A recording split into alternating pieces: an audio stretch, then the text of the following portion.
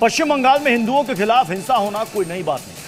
पश्चिम बंगाल में हिंदुओं के घरों और दुकानों को जलाना भी कोई नई बात नहीं, और ना ही बीजेपी का हिंदू विरोधी हिंसा पर मुखर होना यह भी कोई नई बात नहीं। लेकिन नई बात यह है कि इस दफा बहाना है वक्फ संशोधन कानून, और इसी की आड़ को लेकर मुर्शिदाबाद समेत बंगाल के कई इलाकों में जमकर खून की होली खेली। और ममता सरकार हिंदू विरोधी हिंसा रोकने में हर बार की तरह इस बार भी नाकाम साबित हुई।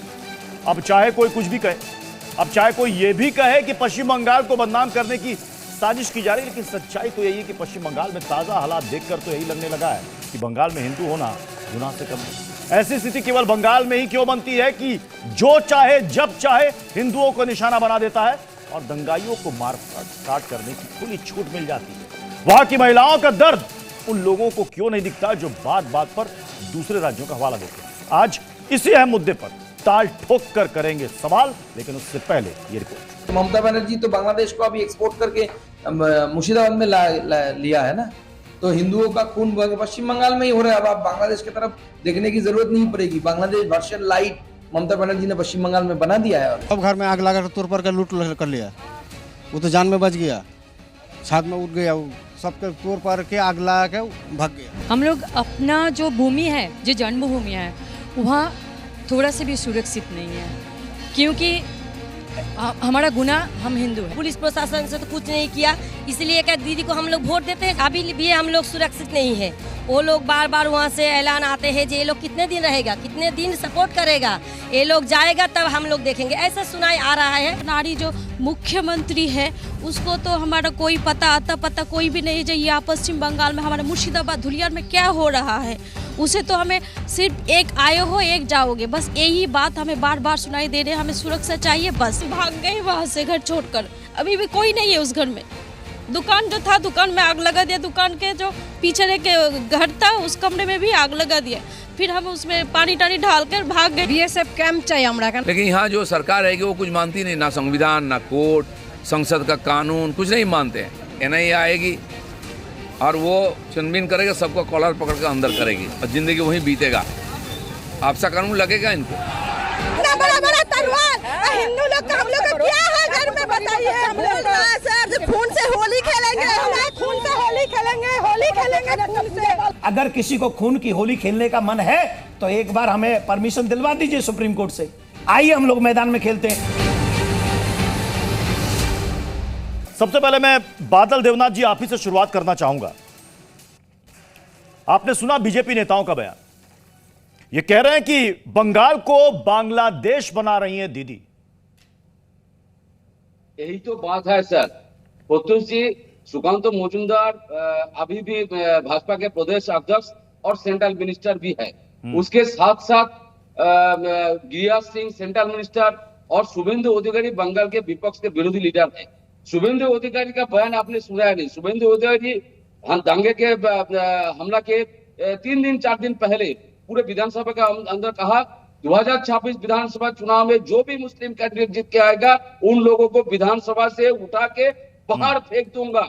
ये कौन कहा? ये एक भाजपा के लीडर, विरोधी लीडर, विपक्ष के नेता, और बंगाल में ऐसा शब्द कहा उससे 3 दिन बाद इतना बड़ा हंगामा हो गया। सुकांत मजूमदार एक सेंट्रल मिनिस्टर होके उन्होंने कहा बंगाल में ममता दीदी बंगाल को बांग्लादेश बनाने का कोशिश कर रहे है। एक सेंट्रल मिनिस्टर, एक सीएम के बारे में ऐसा बयान दे सकते, और उधर से जोगी जी उत्तर प्रदेश के एक राजा, एक राज्यों का राजा, उत्तर प्रदेश के मुख्यमंत्री, उन्होंने कहा लातों का बातों से क्या बातों से ना मानने ना क्या ऐसा बोल दिया। ये तो गलत बात है। एक उत्तर प्रदेश के मुख्यमंत्री के राज्यों के राजा ऐसा। बादल देवनाथ जी, बादल देवनाथ जी किसी भी तरीके से भड़काऊ उकसाऊ बयान किसी भी पॉलिटिकल पार्टी के नेता की तरफ से आए तो ये गलत है, चाहे वो कोई भी हो। आपके नेता हैं, आपके सांसद हैं, हर चैनल में बोल रहा हूं, आपके सांसद हैं बीपी हल्दर, वो क्या कह रहे हैं? अगर कोई वक्त की संपत्ति पर नजर डालने की हिम्मत करता है तो उसकी आंखें निकाल लेंगे, आंखें फोड़ देंगे। ये कौन है? ये कौन है? देखिए सर, ये भी निंदनीय है, लेकिन आपको एक बार जानना चाहिए। आप ही के सरकार के मंत्री है सिद्दीकुल्ला चौधरी, कहते हैं कलकत्ता जाम कर देंगे। कौन है ये? नहीं सर, सीधी गलत ममता बनर्जी अपील कर रही है कि शांति बनाए रखें, कोई हिंसा ना करे। तो ये हिंसा किसके उकसावे पर हो रही है? कौन कलकत्ता जाम करने की बात कर रहा है? कौन आंखें फोड़ देने की बात कर रहा है? कौन है? सर सुन लीजिए, ये सब बयान देने से कुछ नहीं हुआ। बंगाल में मुख्यमंत्री ममता बनर्जी है, वो किसी को नहीं छोड़ता है, और जो भी अच्छा काम करता है उसको पुरस्कार भी मिलता है। और अच्छा। जिस दिन हंगामा हुआ और 3 दिन के अंदर, और पहले दिन 120, उसके बाद 155, 300, 350 करोड़ लोगों को गिरफ्तार किया गया है, किसी को छोड़ा नहीं। लेकिन आप कह सकते हैं और 10 सेकंड टाइम लूंगा। ठीक है, आप कह रहे हैं लॉ एंड ऑर्डर वहां पर बिल्कुल मेंटेन है। अगर लॉ एंड ऑर्डर इतना मेंटेन है आरपी सिंह जी, तो फिर बीजेपी इतना सवाल क्यों खड़े कर रही है? क्योंकि ममता बनर्जी ने एक ओपन लेटर लिखा है। वो कह रहे हैं कि मुझे मजबूर होना पड़ा लिखने के लिए। बीजेपी के साथ साथ इसमें आरएसएस का भी हाथ है। ये वहां पर लोगों को भड़का रहे हैं और हिंसा फैला रहे हैं। बिल्कुल सर। और एक आरपी सिंह जी, प्रत्युष जी, ममता बनर्जी तो 3 बार स्टैंड बदल चुकी उनकी पार्टी। पहले बोला बिहारियों ने हमला किया, बिहारी आए थे यहां पर हमला करने के लिए, ये सबका सब षड्यंत्र बिहारी ने रचा। पहले का हमला जब वो एक्सपोज हो गई तो बोली कि बीएसएफ ने किया हमला, ये बीएसएफ ने जान के शरारत कराई है। बीएसएफ ने बांग्लादेश से लोगों के यहाँ आने दिया और फिर वापस भेज दिया। अब वे नई कहानी कर रही हैं। मूल बात पे जाएं, उनके विधायक हमदुल्ला क्या कहते हैं? बंगाल शरीयत से चलेगा, बंगाल मुस्लिम लॉ से चलेगा। असल में ये पहली बार नहीं हो रहा, ये निरंतर हो रहा है। वो संदेश खाली हो, वो मुर्शिदाबाद हो, और ये इनसे पूछिए, मैं सूची आपको भेज रहा हूँ, अभी वही गूगल से निकाल कर सूची आपको भेज रहा हूँ। पूछे कितने गांव ऐसे हैं जो कि हिंदू रिक्त हो गए हैं वहाँ पर, यहाँ पर हिंदुओं का नाम निशान नहीं बचा। जरा इनको सूची ना हो तो मैं सूची भेजता हूँ। सैकड़ों के सैकड़ों गांव ऐसे हैं जो वहाँ पर हिंदू रिक्त हो गए हैं। क्यों हो गए? क्योंकि वहाँ की सरकार चाहती है, वहाँ की सरकार उस मंशा से काम कर रही है कि हमको मुसलमानों के वोट चाहिए। ये तो बगल में असम है, 40% से अधिक मुसलमान हैं, यहाँ तो 30% मुसलमान हैं। वहां पर एक भी घटना नहीं होती, वहां पर भी बॉर्डर लगता है बांग्लादेश के साथ, वहां पर एक घटना नहीं होती। यहाँ पर एक घटना क्या होती है? क्योंकि ममता बनर्जी कहती है कि मैं वक्फ एक्ट लागू नहीं होने दूंगी, मैं सेंटर का कानून यहाँ पर लागू नहीं होने दूंगी, मैं देश का जो कानून है, देश के पार्लियामेंट ने जो कानून पास किया है उसको मैं बंगाल के अंदर लागू नहीं होने दूंगी। उनके सांसद कहते हैं जो वक्फ की प्रॉपर्टी की तरफ इशारा भी करेगा, देखेगा, उनकी आंखें निकाल लेंगे, हम आंखें निकाल लेंगे। इस प्रकार की भाषा इस्तेमाल करते हैं लोग। इनकी तरफ से इनके सांसद कहते हैं कि हम पूरा का पूरा बंगाल बंद कर देंगे। तो जिसकी सरकार, अगर आपको गुस्सा है तो सरकार के प्रति निकालिए ना। आपका गुस्सा वक्फ एक्ट के खिलाफ है। आप हिंदुओं को क्यों प्रताड़ित कर रहे हो? हिंदुओं की बेटियों को आप बलात्कार की धमकी क्यों दे रहे हो?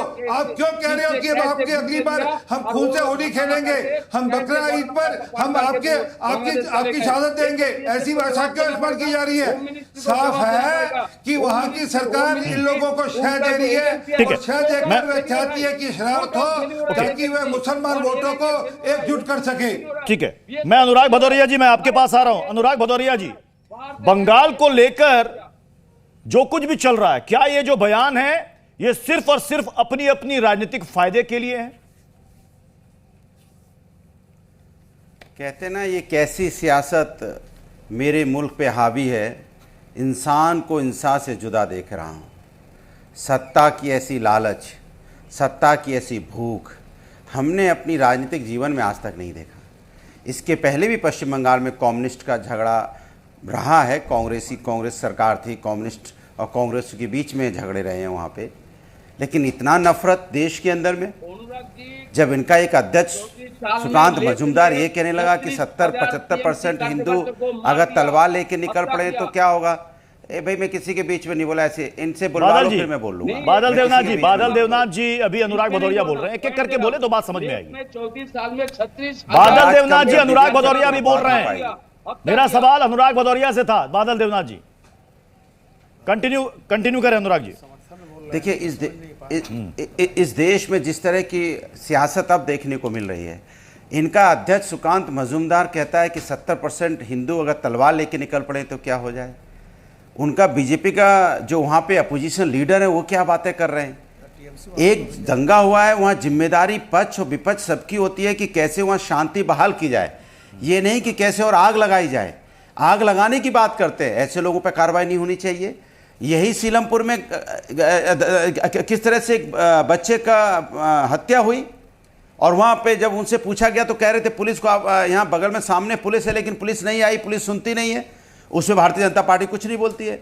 अरे दंगा और हिंसा का कोई समर्थन नहीं करता, चाहे उत्तर प्रदेश हो, चाहे पश्चिम बंगाल हो, बिहार हो, महाराष्ट्र हो या हरियाणा हो या दिल्ली हो, हिंसा की कोई जगह नहीं है इस हिंदुस्तान में। अगर हिंसा हो रही है तो आपको क्रोनोलॉजी समझने की जरूरत होगी। जो नफरती बयान देते हैं, चाहे इस दल के हो चाहे उस दल के हो, उनको पकड़िए और ऐसी धाराओं में बंद कीजिए कि दोबारा हिम्मत ना जुटा पाए, चाहे टीवी स्टूडियो में भी क्यों ना हो। ये जो हमारे मुंह में बेलगाम जो हो गई, हम कुछ भी बोल देते हैं, बिना सोचे बोल देते हैं, किसी को भी खुश करने के लिए बोल देते हैं। कोई भी व्यक्ति हो, किसी पार्टी का हो, मैं कहता हूं अगर वो नफरती बात करता है तो डिबेट की जगह उसकी डिबेट में नहीं, उसकी जगह जेल में होनी चाहिए। हम क्या कर रहे हैं, चर्चा कर रहे हैं कि फलाने नेता ने ये बोला, फलाने नेता ने ये बोला, चर्चा कर रहे हैं। माने उस नेता का हम बार बार नाम लेके उसकी नेतागिरी चमका रहे हैं, बजाय उसकी नेतागिरी ना चमका के उसके जेल में डालना चाहिए। क्या ममता बनर्जी ने गलत बोला? उन्होंने चिट्ठी लिखी है, एक मुख्यमंत्री अगर चिट्ठी लिखती है कि भारतीय जनता पार्टी आरएसएस के लोगों पर शक है या सम्मिलित है तो उस पर इंक्वायरी और कार्रवाई होनी चाहिए। भाई मुख्यमंत्री लिख रहा है चिट्ठी, ये थोड़ी है कि अगर बीजेपी का मुख्यमंत्री नहीं है तो हमने देखा, लेकिन अभी चुने हुए मुख्यमंत्री के बारे में बीजेपी के अनुराग जी आपने बिल्कुल ठीक कहा कि अगर किसी राज्य का सीएम अगर लिख रहा है, मामला इतना गंभीर है और वो आरोप लगा रही हैं, तो एविडेंस के साथ, चूंकि लॉ एंड ऑर्डर तो स्टेट सब्जेक्ट है, एविडेंस के साथ ऐसे नेताओं को बुक करें, जेल भेजें। बिल्कुल, अब बोल लूं, देखिए बिल्कुल मैं कह रहा हूं, जो नेता समाज के अंदर में नफरत की बात करते हैं, नफरत की राजनीति करते हैं, अभी बीजेपी के प्रवक्ता महोदय बैठे हैं, हालांकि सम्मानित हैं, सीनियर हैं, ये लोग संवैधानिक पद पे बैठे हुए लोगों को तू तड़ाक करते हैं। ममता ऐसा कहती है, ममता वैसा बोलती है। अरे प्रभु, इतनी नैतिकता मत गिराइए। कोई अगर मुख्यमंत्री चुनी मुख्यमंत्री है तो ममता जी बोल देंगे तो इसमें आप छोटे नहीं हो जाएंगे। हम तो आपके नेताओं को हमेशा जी लगा के सम्मानित। अनुराग जी देखिए, यहाँ से अब एक सवाल आ गया, अनुराग जी यहाँ से सवाल आ गया, ये कह रहे हैं कि ममता जी बोल देते हैं, बात आपकी सही है भाई, सम्मानित नेता है, इतनी वरिष्ठ नेता है, लेकिन ये कह रहे हैं कि वो योगी को भोगी बोल देती है, वो चलेगा।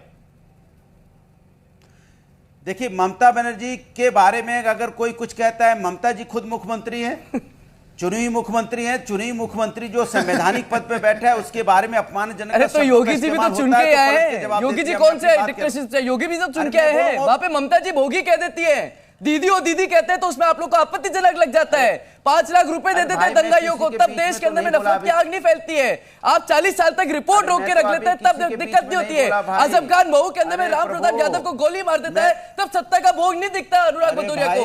लेकिन जब देश में हिंदू जलता है, हिंदू बर्बाद होता है, पलायन होता है, बहन बेटियों की इज्जत लूटी जाती है, एक 6 महीने की लड़की को भाई ऐसे डिबेट कराओगे तो मैं नहीं कर पाऊंगा, मैं उठ जाऊंगा डिबेट से। भाई मैं चिल्लाने नहीं आया हूँ, तो मेरा नंबर में अगर नहीं बोल देंगे मैं उठ जाऊंगा। मैं यहाँ मुर्गा लड़ाई करने नहीं आया हूँ, मैं अपनी बात बोल रहा हूँ, मैं उठ जाऊँ। अगर ऐसी डिबेट कराना है तो मैं उठ जाऊंगा, मैं किसी के बीच में नहीं। अनुराग जी, चूंकि अनुराग जी आपने कहा कि बीजेपी के नेताओं को कम से कम ममता बनर्जी का नाम सम्मान के साथ लेना चाहिए ना जी।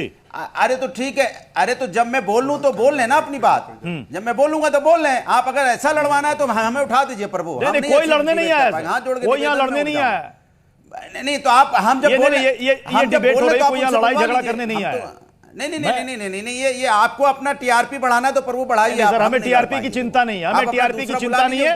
टीआरपी की चिंता वो करे जिनको अपना चेहरा चमकाना है। हमें टीआरपी की चिंता नहीं, वो चिंता करे जिनको अपना चेहरा चमकाना है। मैं हाजिक खान, मैं आपके पास आ रहा हूं, बोलूं अपनी एक मैं आ रहा हूं, मैं फिर आऊंगा अनुराग जी, मैं आपके पास फिर आऊंगा, बाकी मेहमान भी स्टूडियो में। नहीं, आपने मेरे बीच में, अरे आपने मेरे बीच में किसी को घुसेड़ा, मैं अपनी बात कह लूं, मेरा समय गया है, घुसेड़ा नहीं, मेरा समय दे दीजिए आपको जिसको बुलवाना। अनुराग जी नहीं, मैंने किसी को बीच में चूंकि आपने कहा कि सम्मानित शब्द, तो इन्होंने कहा कि उन्होंने योगी भोगी कहा, तो सवाल पूछ लीजिए। अरे ठीक है, तो आप बाद में हमसे पूछ लीजिए, मैं तो बोल रहा हूं ना, मैं तो अपनी बात अभी चल, हमारी बात पूरी नहीं हुई है। हाँ बोलिए। मैंने कहा ममता जी ने अगर बोला है ममता जी ने बोला है तो ममता जी ने कहा है, ममता ने चिट्ठी लिखी है, ममता जी की चिट्ठी पे होना चाहिए। लेकिन सवाल ये है कि जब ये मणिपुर में हो रहा था, मणिपुर में जिस तरह से मणिपुर सालों साल जला है, कितनी बार मणिपुर में बीजेपी के नेताओं ने वहां बात की, और दूसरी बात सुनिए, मणिपुर कितने दिन तक जल रहा था। ये वो लोग हैं जो मणिपुर के नाम पे चुप हो जाते थे, मणिपुर जाने से भी कतराते थे, और आज ये लंबी लंबी यहाँ संवैधानिक और देश की बात कर रहे हैं। क्या था मणिपुर में, जरा बताइए आप, मणिपुर कितनी बार गए? क्या वो हिंदुस्तान की बेटियां नहीं थी? और मैं आपसे पूछ रहा हूँ, पश्चिम बंगाल में जिस तरह की हिंसा हुई है, मैं निंदा करता हूँ, और हिंसा की निंदा करते हुए मैं आपसे पूछता हूँ कि जो लोग वहां पे इधर से उधर गए, वो हिंसा कब की बंद हो गई है? लेकिन हमारी आपकी डिबेट बंद नहीं हुई है बीजेपी की। बीजेपी डिबेट चालू है, हिंसा बंद है। डिबेट यहाँ नहीं, पूरे देश में डिबेट चालू, हिंसा बंद हुआ कितने दिन हो गए बताइए? सब लास्ट राम कृपाल सर, लेकिन डिबेट रोज हो रही है। मैं हाजी खान जी मैं आपके पास जाऊंगा, लेकिन उससे पहले राम कृपाल सर ये बताइए। नहीं अनुराग जी, अभी आपने कहा ना कि वहां हिंसा बंद हो गई है, लेकिन डिबेट चालू है। वहां पर एनसीडब्ल्यू की टीम वहां पर गई, वहां पर राज्यपाल गए, उन्होंने सब कुछ देखा, और उन्होंने देखने के बाद उन्होंने जो कहा, मैंने खुद मुर्शिदाबाद जाकर स्थिति का आकलन किया, और जो मैंने देखा वो विचित्र और बर्बर था। यह राज्यपाल सीवी आनंद बोस जी का कहना है। यह मानव व्यवहार के पतन की प्रवृत्ति को दर्शाता है। रामकृपाल सर। प्रत्युष जी, ये शो शुरू होते ही तो मैं भी निंदा कर रहा हूं भदौरिया जी, ये शो शुरू होते ही आपने तमाम महिलाओं की आपबीती दिखाई थी। मैं उन महिलाओं की बात को दोहरा रहा हूं, जितनी भी महिलाओं का आपने देखा वो रोती हुई कह रही थी कि हमारा एक ही गुनाह है कि हम हिंदू हैं। मैं सिर्फ इस बात से शुरू कर रहा हूं, और जितने प्रवक्ता हैं वो ममता दीदी, मोदी जी, फलाना जी पर तो बहुत सारी बातें कर रहे हैं, लेकिन शुरू में आपने जो क्लिपिंग दिखाई थी, इसमें से कोई ये नहीं कह रहा है कि उनके दर्द के पीछे कौन जिम्मेदार है। 3री बार ममता जी मुख्यमंत्री हैं देश की, बंगाल की मुख्यमंत्री हैं, चुन के आई हैं, ऐसा भी नहीं है कि पहली बार चुनी गई हैं। प्रशासन की पूरी जिम्मेदारी मुख्यमंत्री की होती है, वो नेता हैं। अगर वो कह रही हैं कि संघ के लोग और बीजेपी के लोग आए थे, आपने क्यों नहीं उनको पकड़ा? और अगर आपके प्रशासन, इतने सख्त प्रशासन के बावजूद इस तरह से संघ के लोग जाके वहां हिंसा फैला देते हैं, तो आपको तुरंत इस्तीफा देना चाहिए। क्योंकि बंगाल में जितनी घटनाएं हो रही हैं, नगर पालिकाओं के चुनाव हों, ग्राम पंचायतों के चुनाव हों, वो तब पलायन होता है। विधानसभा के चुनाव में देखिए, लोग छोड़ करके असम में चले गए, मारा गया।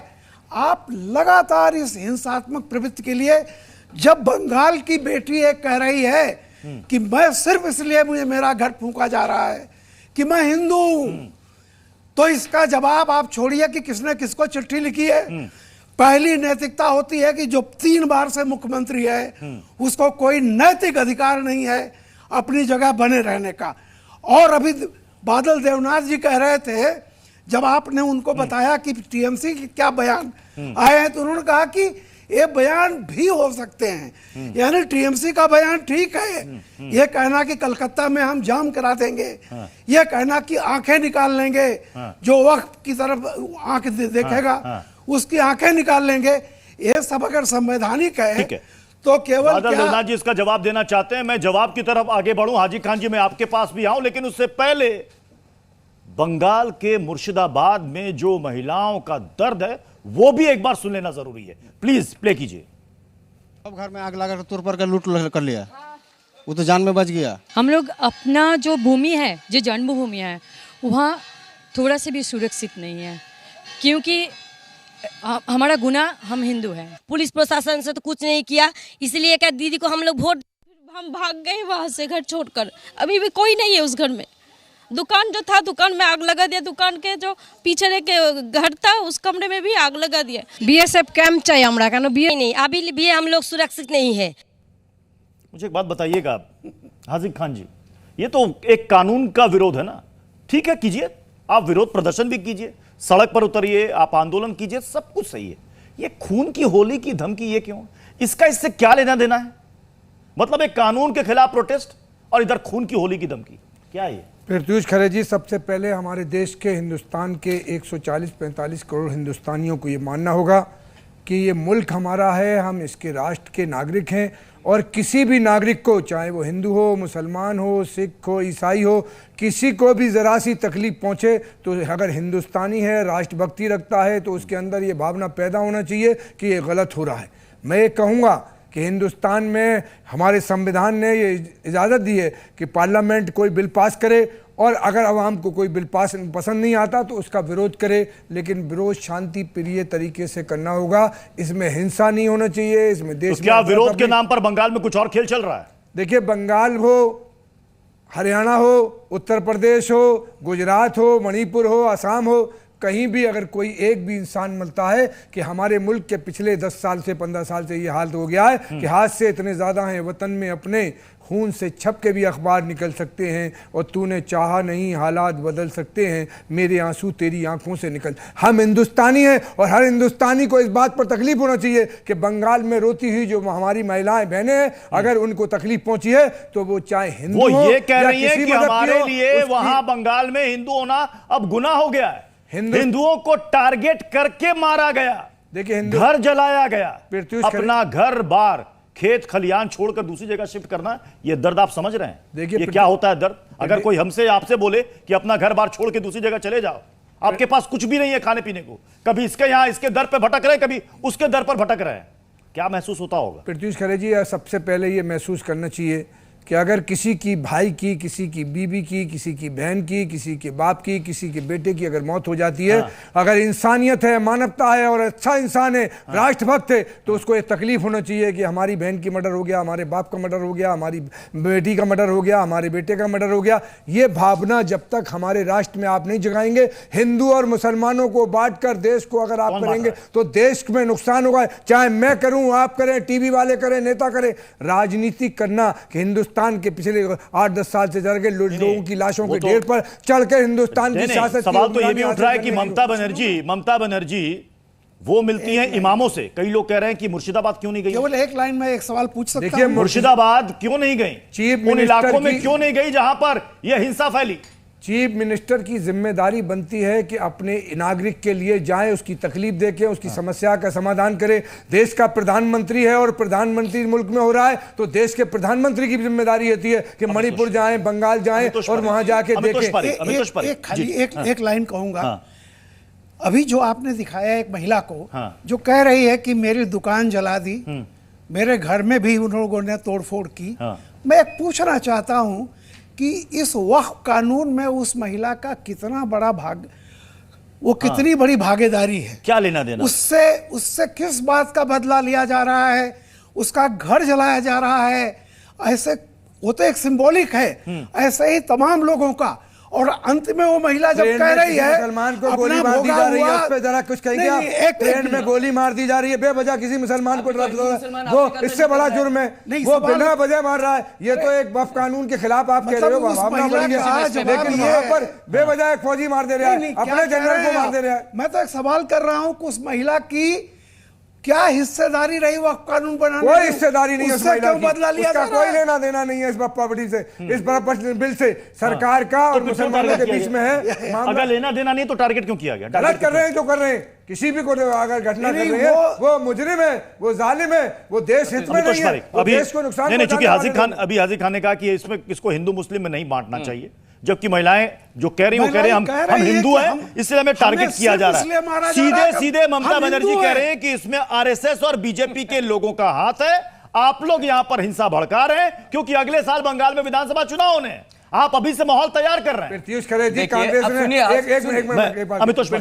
कांग्रेस ने बांग्लादेश बनाया पाकिस्तान को तोड़ के, और आज हमारे मुल्क में ये हो रहा है कि बंगाल को बांग्लादेश बनाने की बात की जा रही है। ये शर्म की बात है और इससे ज्यादा घटिया बात हो ही नहीं सकती। देखिए, ऐसा क्या हो रहा है कि जो हाथों में दंगे करते हुए लोग हिंदुओं के घरों को लूट रहे हैं, आगजनी कर रहे हैं, मार करके बलात्कार कर रहे हैं, बहनों का और बेटियों को आग में फेंक रहे हैं, उनकी अपील, ये लोग की अपील वो नहीं सुन रहे, तो मतलब ये आउट ऑफ कंट्रोल है। इसमें बीजेपी आरएसएस क्या रिलेशन रिजर्वेशन है 1951 के अंदर में 19.84। अब सुनिए, आप बोले, मैं नहीं बोला। 1984% थे, 2011 में 27% मुसलमान हो जाते हैं। साउथ 24 पैरेग्रा में, नॉर्थ 24 पैरेग्रा में, वहां पे 10 ब्लॉकों से खत्म हो जाते हैं। कौन सी बीजेपी आरएसएस थी? हिंदू का काम पलायन रह गया। केरला से पलायन, मुर्शिदाबाद से पलायन, बंगाल से पलायन, कश्मीर से पलायन, देश के एक एक कोने से, केरला से पलायन, कर्नाटक से पलायन, बिजनौर से पलायन। हिंदू पलायन करने के लिए बैठा है। हिंदू के घर जलाए जा रहे हैं, हिंदू की दुकानें लूटी जा रही है, 2 होटल को जला दिया। कौन सी बीजेपी आरएसएस थी?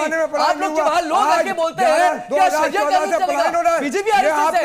आपकी ममता बनर्जी जाके बोल रही है कि काफिरों से लड़ रहे हैं। अल्लाह की कसम, तुमने बीजेपी को समर्थन दिया तो इस तरह की भाषा का प्रयोग ममता बनर्जी एक संवैधानिक पद से करती है। ये कौन सी ममता बनर्जी और ये कौन सा राज्य है जहां हिंदू जलता है तो ममता सोती है? मणिपुर में जला, मणिपुर में दंगे बुलाई गए, आपने कुछ कहा? कौन लोग इन मुल्क पे जो लड़कियां नंगी बुलाई गई, प्रधानमंत्री क्यों गए?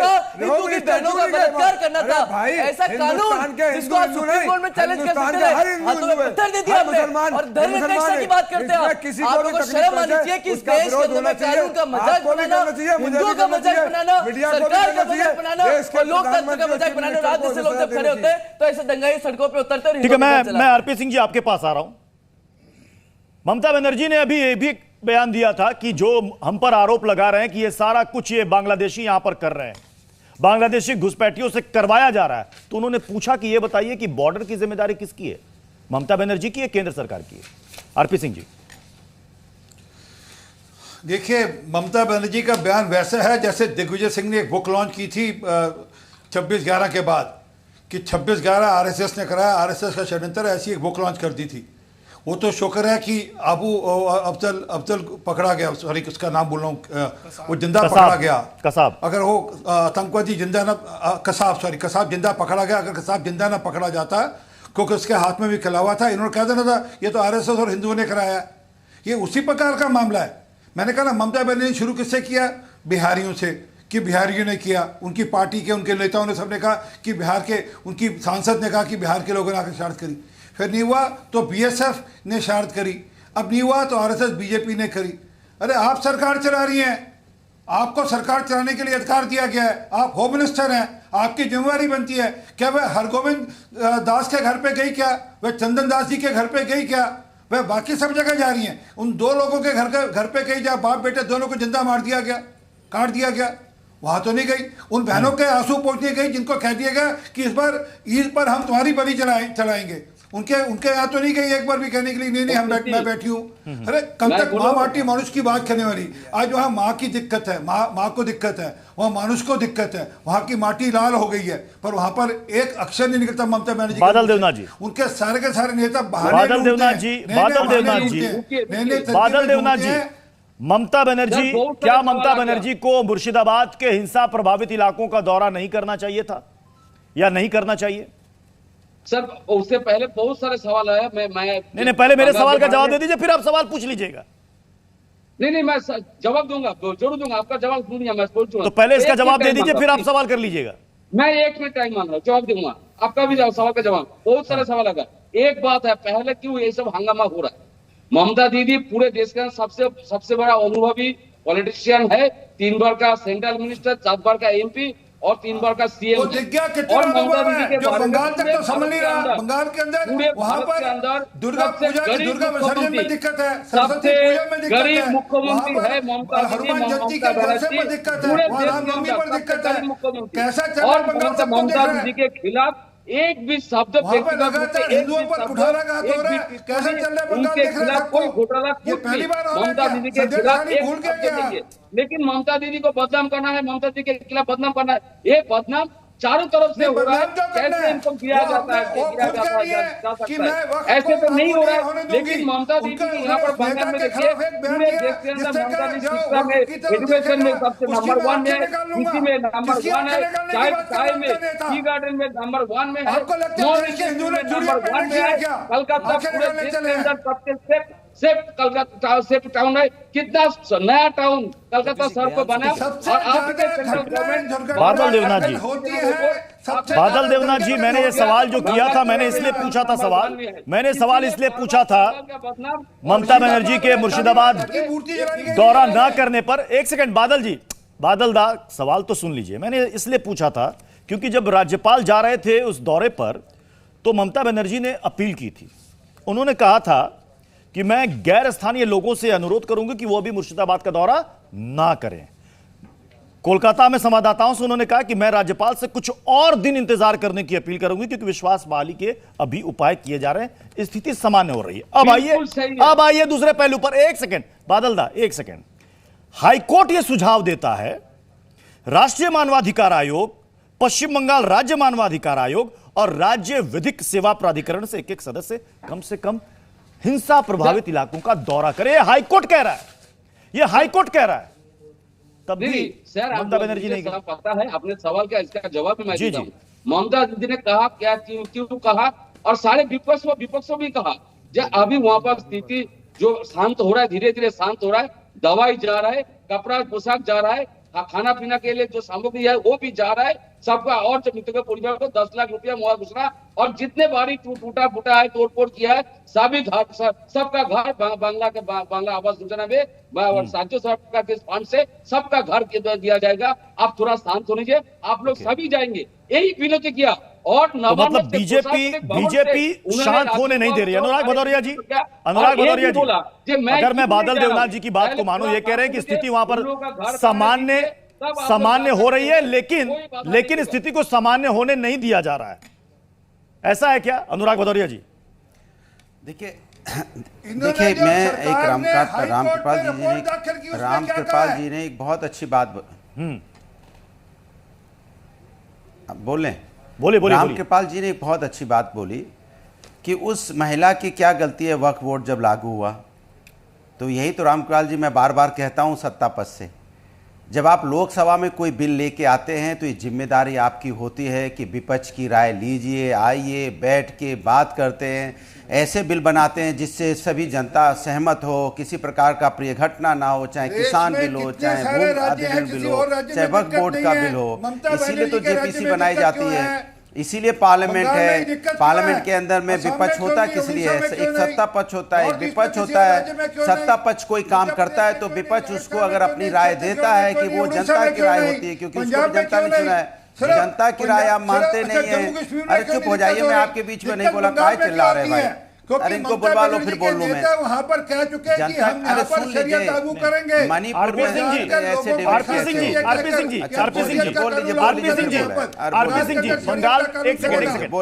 सिंह जी, बंगाल में आप विपक्ष में हैं, बंगाल में आप विपक्ष में हैं। यहां केंद्र में विपक्ष के एक प्रवक्ता वो आपको कह रहे हैं कि कुछ कम से कम सलाह और राय तो ले लीजिए विपक्ष की, अगर कहीं कोई हिंसा फैल रही है। अनुराग जी क्या राय है? बोलो, कैसे वहां पर हिंसा रुकेगी, कैसे कंट्रोल होगी? देखिए वही मैं सुन तो लीजिए जब आप बिल लेके पार्लियामेंट के अंदर में आते हैं तो ये जिम्मेदारी, तभी तो विपक्ष आपको बार बार सत्ता पक्ष से कहता है कि आइए बैठिए, मजबूत बिल बनाते हैं। ऐसा बिल बनाते हैं क्योंकि आप सत्ता पक्ष में हैं, हम विपक्ष में हैं, दोनों को एक ही जनता ने चुना है। कुछ आपकी विचारधारा को समझते हैं, कुछ हमारी विचारधारा को समझते हैं, कुछ शायद आप नहीं समझ पा रहे जो हम समझ पा रहे हैं, हो सकता है जो हम समझ पा रहे हैं वो आप नहीं समझ पा रहे। इसीलिए तो सत्ता पक्ष और विपक्ष है। जब सत्ता पक्ष विपक्ष मिलके राष्ट्र को आगे बढ़ाएंगे, कोई बिल बनाएंगे तो राष्ट्र आगे बढ़ेगा ना। लेकिन आप तानाशाही अपनाना चाहते हैं, नहीं हमने जो कह दिया वो सत्य है, हम किसी की विपक्ष की बात नहीं मानते, विपक्ष जो कह रहा है वो कहता रहे, हमें तो अपनी राजनीति करनी है, हमें सत्ता चलानी है, हमें सत्ता पाना है किसी कीमत पे, हमको कोई लेना देना नहीं है। इसका मतलब हो गया आपको राष्ट्र से कोई लेना देना नहीं है, जनता से कोई लेना देना नहीं है। बिल पास कर दो, बिल पास करने के बाद किसान धरने पे कितने साल तक बैठा रहा? 1 साल किसान धरने पे बैठा था ना, कितने किसानों की मौतें हुई? क्या इन मौत का जिम्मेदार इनको नहीं ठहराना चाहिए? उनके आप बताइए, जिन किसानों की मौतें, उनके परिवार बर्बाद हो गए होंगे, फिर आपने बिल वापस लिया, आज फिर आप वक्फ बोर्ड लेके आ गए, फिर यहाँ पे हिंसा हो रही है। कौन है जिम्मेदार? किसान मर गए, जिम्मेदार कौन? वक्फ बोर्ड में हिंसा हो रही है, जिम्मेदार कौन? कमाल की बात करते हैं आप विपक्ष को कुछ समझते नहीं है, विपक्ष की राय नहीं लेते, हमेशा ऐसा बिल बनाते हैं समाज के अंदर में कुछ ऐसी आप कुछ ऐसा माहौल है जहाँ पर 40% मुसलमान हैं, अरे वहाँ पर एक भी हत्या क्यों नहीं होती, वहाँ पर एक भी दंगा क्यों नहीं होता? अकेले 30% मुसलमान है, वहाँ पर क्यों लॉकडाउन लगा देंगे? सरकार की नोटबंदी को कब तक जपते रहोगे? तब तक आपके नेता अखिलेश यादव कहते रहेंगे कि औरंगजेबवादी जो सोच और विचारधारा है। जब आप ये कहते हैं कि औरंगजेबवादी सोच विचारधारा है, अबू आसिफ का जो बयान वो विचारधारा है, इसी कारण 40 करोड़ का देश है। आप हर काम अपने मन से भारतीय जनता पार्टी करेगी तो कैसे देश चलेगा? लॉकडाउन लगा देंगे तो बिना पूछे लगा देंगे, नोटबंदी कर देंगे तो भी बिना पूछे कर देंगे, आरपी बिल बनाएंगे तो भी किसी की राय नहीं लेंगे। मतलब अनुराग जी, आपने चूंकि वक्फ कानून के खिलाफ प्रोटेस्ट का जिक्र किया और आपने तुलना किसान आंदोलन से कर दी जिसमें सरकार को कानून वापस लेना पड़ा था, तो क्या आरपी सिंह जी विपक्ष यही कह रहा है कानून को वापस लेना पड़ेगा? ये तो सीए के समय में भी कहते थे कानून वापस लेना पड़ेगा, ट्रिपल तलाक में भी कहते थे कानून वापस लेना पड़ेगा, 370 के बोला कि कानून वापस लेना पड़ेगा। न्यायालय को मानते ये तो इनका बस चला तो सर्वोच्च न्यायालय आपसे कह रहा है, सर्वोच्च न्यायालय कहा है कि आपको 7 दिन का समय दिया, अगर आप इसका अच्छा कानून बनाए तो मुसलमान नहीं, मुसलमानों में एक हिस्से को वो हिस्सा जो शाहबानो केस के बाद संविधान को बदलने वाले सर्वोच्च न्यायालय को प्रश्न खड़ा करते बहुत हंसना हो जाता है। पहले इतिहास में जाइए देखिएगा और फिर खंगालिएगा इतिहास। सर्वोच्च न्यायालय को भी आप नहीं मानोगे और आपके नेता सर्वोच्च न्यायालय को बोल देंगे कि नहीं दंगा की जिम्मेदारी नहीं है। नहीं, आपके नेता सर्वोच्च न्यायालय का भी सम्मान नहीं करेंगे। नहीं, सर्वोच्च न्यायालय का यहाँ पर सर्वोच्च न्यायालय का जिक्र आ गया, सर्वोच्च न्यायालय का जिक्र आ गया कि भाई कोर्ट की नहीं मानेगी क्या सरकार? तो अब यहाँ पर अमितोष पारिक ने जिक्र कर दिया कि शाहबानो केस में क्या हुआ था। एक सेकंड दे दिए, एक सेकंड। शाहबानो केस में क्या हुआ था? ज्यादा नहीं, एक सेकंड मैं कह रहा हूं। अरे सुन तो, एक सेकंड दे दीजिए, एक सेकंड दे, मैं अपनी बात कह लूं, एक सेकंड। जी जी, अरे एक सेकंड दे दीजिए। देखिए मैं इनसे कहना चाह रहा हूं, इनकी देखो सरकार कैसी है, ना ये सदन में सम्मान कर रहे हैं संविधान का विपक्ष का, ना ये सम्मान कर रहे हैं जनता का, ना सम्मान कर रहे हैं माननीय सर्वोच्च न्यायालय का। इनके नेता सर्वोच्च न्यायालय के ऊपर आरोप लगा रहे हैं। सोचिए आप क्या देश में बनाना चाहते हैं आप? सर्वोच्च न्यायालय पे भी आपके नेता आरोप लगा रहे हैं। ये आपने देश का बना दिया, ना कानून का सम्मान, ना न्यायालय का सम्मान, ना संविधान का सम्मान, ना विपक्ष का सम्मान। किसका सम्मान करना चाहते हैं आप? कमाल का बता रहे हैं। कौन सा देश बनाना चाहते हैं आप? तानाशाही देश बनाना चाहते हैं? ना न्यायपालिका रहेगी, ना संविधान रहेगा, ना विपक्ष रहेगा। आप जो कहेंगे वो सही होगा। हाँ, आरपी सिंह जी जवाब दे दीजिए। माने कमाल का। देखिए, इनको देश के संविधान पर विश्वास नहीं है, देश का मजाक बना रहे हैं। और देश के संविधान पर विश्वास होता। अरे संविधान आपके नेता ने बोला, हमने नहीं बोला।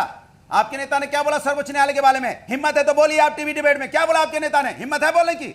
इतना हल्ला मचा रहे हैं तब से बैठ के। क्या बोला आपके नेता ने सर्वोच्च न्यायालय के बारे में? मिनिस्टर से इस्तीफा लेना चाहिए, क्या बोल रहे हो? के खिलाफ बोला है। क्या बोल रहे हो? सुप्रीम कोर्ट के ऊपर के खिलाफ आप बोलेंगे, उनसे इस्तीफा लेना चाहिए। तुम बोल रहे हैं ऐसे बयान दे रहे सर्वोच्च न्यायालय के खिलाफ आपके नेता बोल रहे हैं।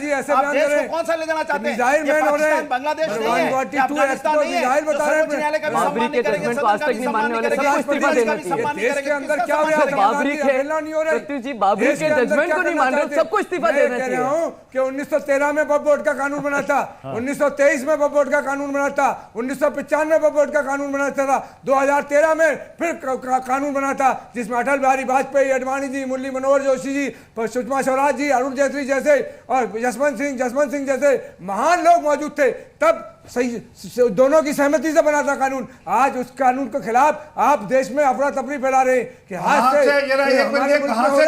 बंगाल में हो, एक भी नागरिक देश का जाता है वो बिल की जिम्मेदारी बनती है।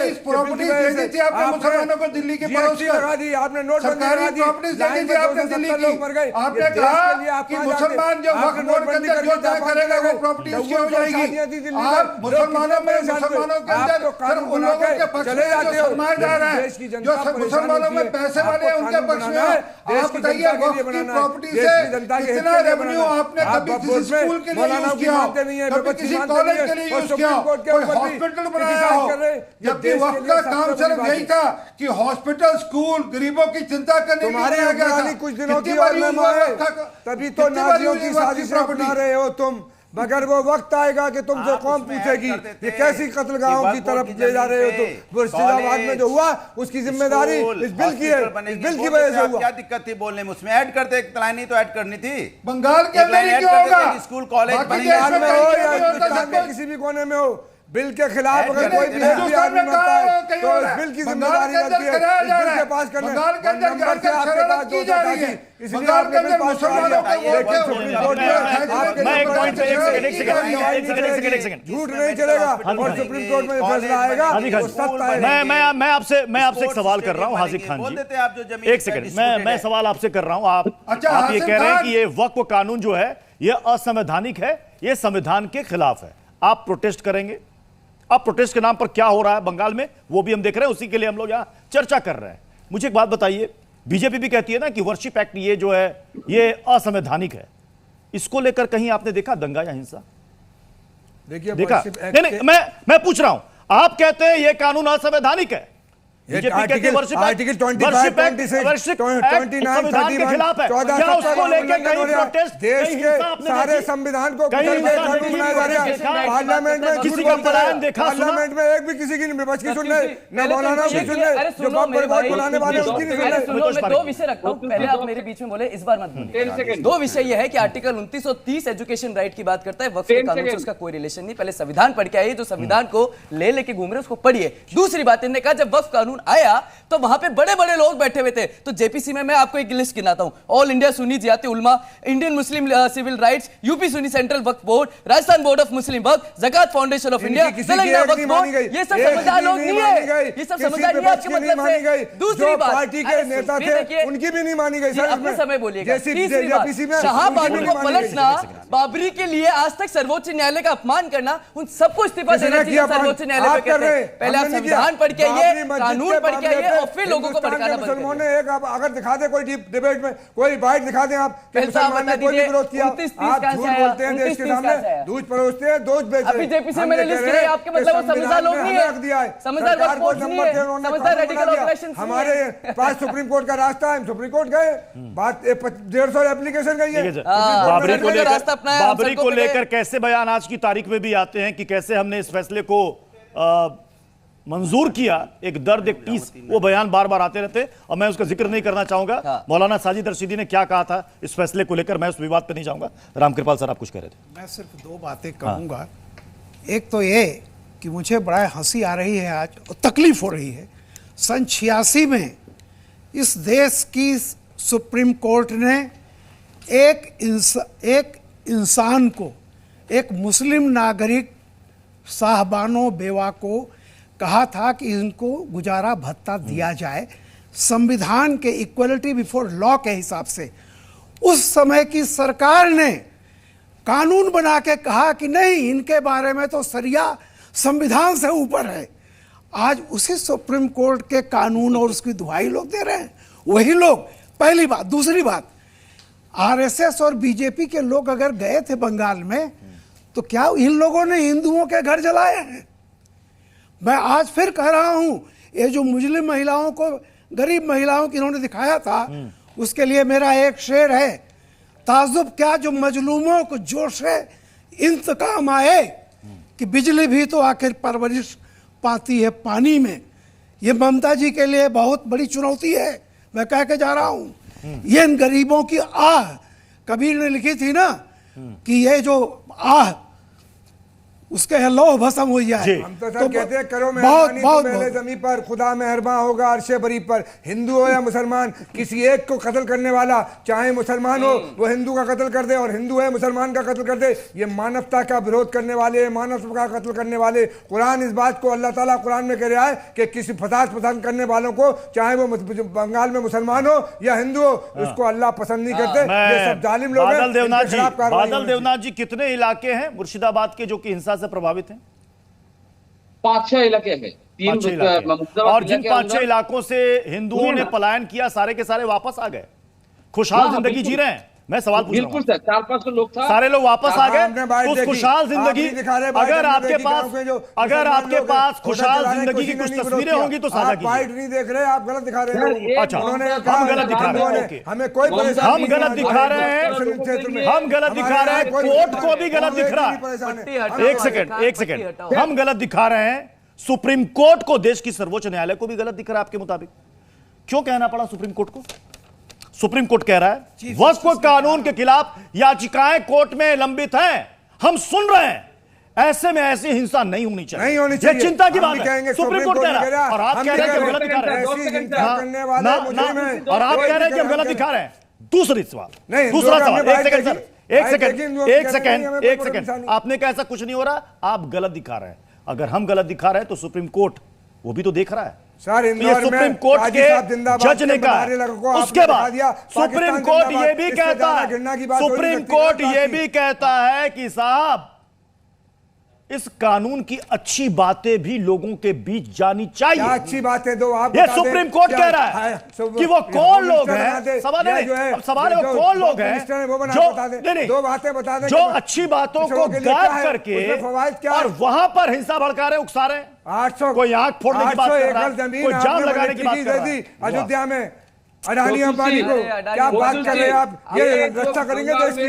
अडानी अंबानी बादल देवनाथ जी, 800 सारे लोग झूठे, बादल देवनाथ जी सारे लोग झूठे, सारे लोग फेक, किसी को कुछ नहीं दिख रहा है। अगर दिख रहा है तो सिर्फ और सिर्फ बादल देवनाथ जी को खुशहाली दिख रही है मुर्शिदाबाद के उन इलाकों में। थोड़ा सा आंसर लीजिए, 10 सेकंड। बोलिए बोलिए बोलिए बोलिए 2 सेकंड आंसर लीजिए। ये जो बार बार वक्फ बिल के बारे में जो बोल रहा है, लेकिन ये जो हंगामा हुआ 4 महीना 5 महीने से पहले से बांग्लादेश पे साजिश और ट्रेनिंग किया गया है, तब वक्फ बिल का समय, वक्फ बिल पार्लियामेंट में पास नहीं हुआ। वक्फ बिल का बात कोई नहीं जानता। 4 महीना 5 महीने से बांग्लादेश में ट्रेनिंग साजिश, झारखंड और कुछ लोग वहां जाके एक तो ट्रेनिंग करके यहाँ पर आके किया। ये तो सेंट्रल गवर्नमेंट के आप चलते हैं ना, हम भी चल रहे हैं, देखिए अपनी आंख से। मैं नहीं बोल रहा हूं, मैं नहीं बादल देवनाथ जी 278 लोगों की गिरफ्तारी वहां पर हुई है। बादल देवनाथ जी 278 हो सकता है, इससे ज्यादा गिरफ्तारियां हुई हो। उसमें से कितने बीजेपी और आरएसएस के नेता बता दीजिए। मैं पूछ रहा हूं आपसे, आपने 278 हो सकता है उससे ज्यादा गिरफ्तार किया हुआ, कितने बीजेपी, कितने वीएचपी और कितने आरएसएस के नेता हैं बताइए। ये तो मैं अब कह नहीं सकता। नहीं कह सकते, नहीं कह सकते ना। जब नहीं कह सकते तो कैसे कह दिया, फिर कैसे कह दिया कि इनका हाथ, आपके हाथ में लॉ एंड ऑर्डर है सर, आपका सवाल, आपके हाथ में लॉ एंड ऑर्डर है, कानून का डंडा है, कानून का चाबुक है, चलाइए ना। होम मिनिस्ट्री 4 महीना 5 महीने से साजिश हो रहा है, होम मिनिस्ट्री चुपचाप क्यों था? RP Singh ji, central home ministry चुपचाप क्यों था? इस पर उसमें छलांग लगा के आरपी सिंह हमारी मिलिट्री मौजूद है। अब सवाल यह है आरपी सिंह जी कि वहां पर स्थिति को सामान्य कौन नहीं होने देना चाहता? टीएमसी के नेता। मैं आपको कुछ गांव के नाम पढ़कर सुना रहा हूं, ध्यान से सुनना बादल दा। नीचू बगदंगा, हफ्सापुर, ग्राम हफ्सापुर, ग्राम रूमारी, ग्राम चार बाबापुर, सीसा तला, सिप नागर, फूलपुर, सोयदापुर, शेखपुरा, श्यामपुरा, सुजानपुर। इनमें से एक गांव में एक हिंदू है क्या? ऐसे सैकड़ों गांव, हजारों गांव हैं, हजारों के हजारों गांव हैं जहां पर हिंदू पलायन कर चुके हैं और आपकी सरकार ने उसमें मेहनत करी है कि वहां से हिंदू पलायन करें। जो ऐसा हो रहा है, आप वहां पे कभी बिहारियों को आरोप लगाएंगे, कभी बीएसएफ पे आरोप लगाएंगे, कभी आरएसएस बीजेपी पे आरोप लगाएंगे। अरे वहां की सरकार पूरी तरह विफल हो गई है। अगर वहां पर बिहारी आकर, बिहार से आकर दंगा कर जाते हैं, बादल देवनाथ जी देखिए, आप लगातार बोलते रहेंगे, किसी को बात समझ में नहीं आएगी। आपके समय में आरपी सिंह जी खामोशी से सुन रहे थे ना। सॉरी थी क्या वो आरएसएस और बीजेपी के लोगों ने किया? तो कितने आरएसएस और बीजेपी के लोगों को आपने अरेस्ट किया? कब तक आप दूसरों पर आरोप मरते रहेंगे? आप खुद दंगा करा रहे हैं। देखिए प्रदेश के बंगाल के अंदर हो, हिंदुस्तान के किसी और सूबे में हो, मुसलमान करे, हिंदू करे, कातिल बनकर जिंदा रहना तो आसान नहीं है। एक दिन खुद तेरे ही लहू में तेरा खंजर डूबा होगा और भान तोड़ के मुल्क बनाने की ये कोशिश करते हैं। इनको शायद होश नहीं है, इनका घर भी डूबेगा। कत्ल करने वाला छुपके कर दे, कोई नहीं देखे, पोस्टमार्टम गिरे में लेटेगा, चाहे वो मैं हूँ, भारतीय जनता पार्टी का हो, बंगाल का हो, मुसलमान हो, बांग्लादेशी हो। प्रेम से आप शायरिया पढ़ के सच्चाई पढ़ के आते तो अच्छा रहता। कातिल जो है पोस्टमार्टम गिरे जाकर लेकेगा, मैं जिंदा रहूं या मर जाऊं, आप देख लेना। इसमें जितने भी लोग इन्वॉल्व में वो सारे के सारे पोस्टमार्टम गिरे में मुझे एक बात बताइएगा, मैं छोटा सा सवाल आपसे कर रहा हूं। हाजिर खान जी, आपने कहा ना कि हिंदू मुस्लिम नहीं करना चाहिए। मुझे एक बात बताइए, पहलू खान, रकबर खान, अकबर खान, जुनैद, ये जितनी भी हत्याएं हुई, आप लोगों ने कहा कि साहब मुसलमानों को टारगेट किया जा रहा है, और यहां 3 लोगों की हत्या हुई और आप कह रहे हैं इसको हिंदू मुसलमान मत कीजिए। महिलाएं कह रही हैं कि हमारे घर में बहू बेटियों की अस्पत पर हाथ डाला जा रहा है। आप कह रहे हैं हिंदू मुसलमान मत कीजिए। देखिए चुनेत की हुई हो, आपको उस वक्त पहलू खान अकबर खान के समय में आपको मुस्लिम नजर आ जाता है कि टारगेट पर है मुस्लिम, यहाँ हिंदू टारगेट पर है, वो आपको नहीं दिख रहा, वो आपको दिख नहीं रहा। इंसानियत के लोग हैं, हिंदुस्तानी है, कत्ल करने की इजाजत हिंदुस्तान के किसी नागरिक को, किसी भी मजहब के लोगों को सरकार देती ना धर्म देते। हम ऐसे लोगों के लिए, हमारा मुल्क तो इतना खूबसूरत मुल्क है खरे जी कि सारे जहां से अच्छा हिंदुस्तान हमारा, हम बुलबुले हैं इसकी, ये हिंदुस्तान हमारा मजहब नहीं सिखाता, हिंदी है, हम वतन है, हम हिंदुस्तानी है, सारे भारतीय और प्रेम समय इजाजत दे रहा है, इसलिए इस बहस को यहीं पर समाप्त करना पड़ेगा। बहुत बहुत शुक्रिया आप सभी का हमारे साथ ताल ठोक में जुड़ने के लिए।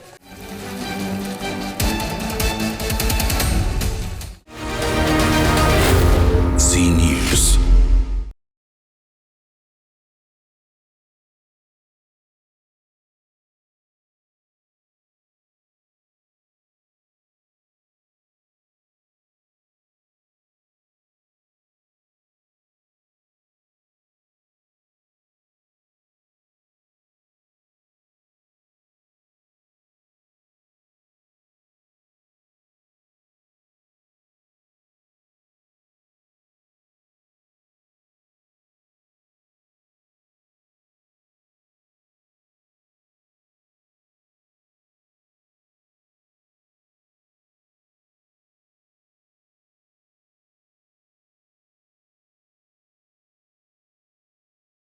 मुर्शिदाबाद हिंसा पर कांग्रेस का बयान आया।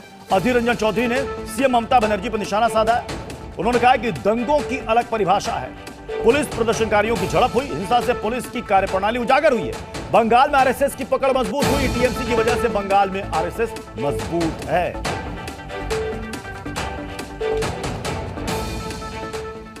हमारे बंगाल की पुलिस की खुफिया तंत्र कितने कमजोर है, कितने अनदेखी करते हैं, ये एक जगजाहिर मिसाल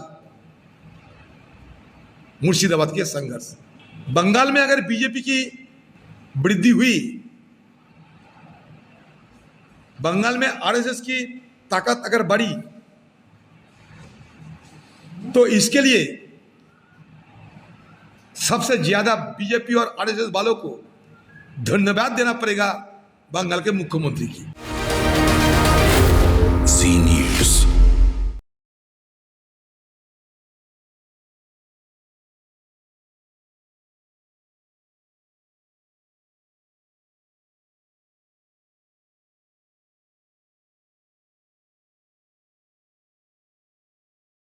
और कोलकाता से इस वक्त बड़ी खबर, एनसीडब्ल्यू की अध्यक्ष राजभवन पहुंची हैं।